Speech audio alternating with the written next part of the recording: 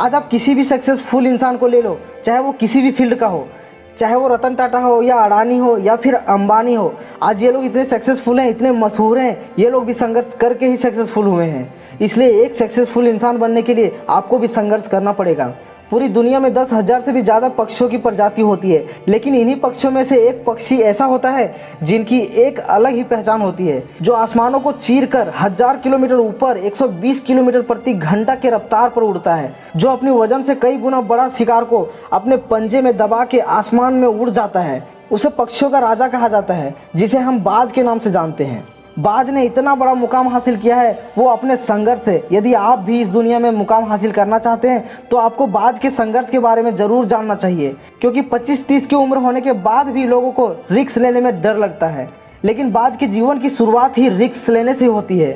जहाँ पर बाकी पक्षियों के बच्चे ची ची करना सीखते हैं, वहीं पे एक मादा बाज अपने बच्चों को अपने पंजों पर दबाकर आसमान के ऊपर ले जाती है उड़ाकर। वे अपने बच्चों को सिखाने के लिए ऊपर ले जाती है कि तुम आसमानों में उड़ने के लिए बने हो, तुम एक बादशाह पक्षी बनने के लिए बने हो। मादा बाज अपने बच्चे को अपने पंजे में दबाकर आसमान में उड़ जाती है और वहाँ अपने बच्चे को छोड़ देती है।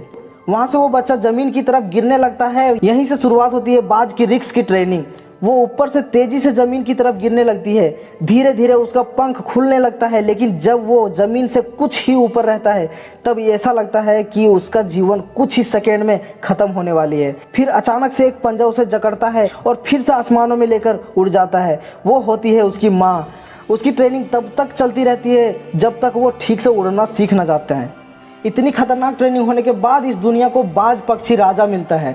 बारिश के मौसम में जहाँ पर सारी पक्षी एक आश्रय की तलाश में रहते हैं, वहीं पर एक बाज पक्षी आसमानों को चीरता हुआ वो ऊपर निकल जाता है और बादलों से चैलेंज करता है कि बरस ले तू कितना बरसेगा।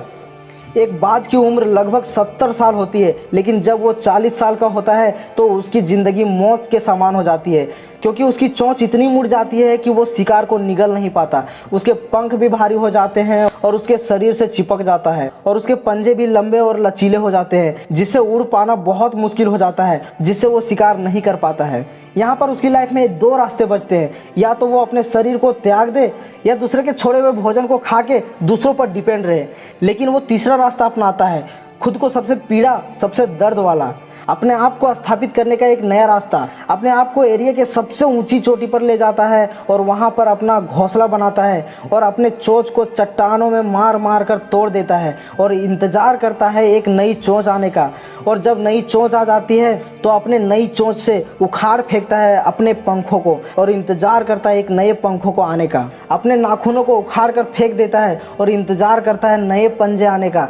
ये सब करने में लगभग उसे 4 से 5 महीने का समय लगता है। उस 5 महीने में कड़ी मेहनत और कड़ी तपस्या के बाद उसका पुनः जन्म होता है और फिर से वो आसमानों को चीर कर बादलों में उड़ने लगता है। ठीक ऐसे ही 3 रास्ते होते हैं हमारी ज़िंदगी में भी।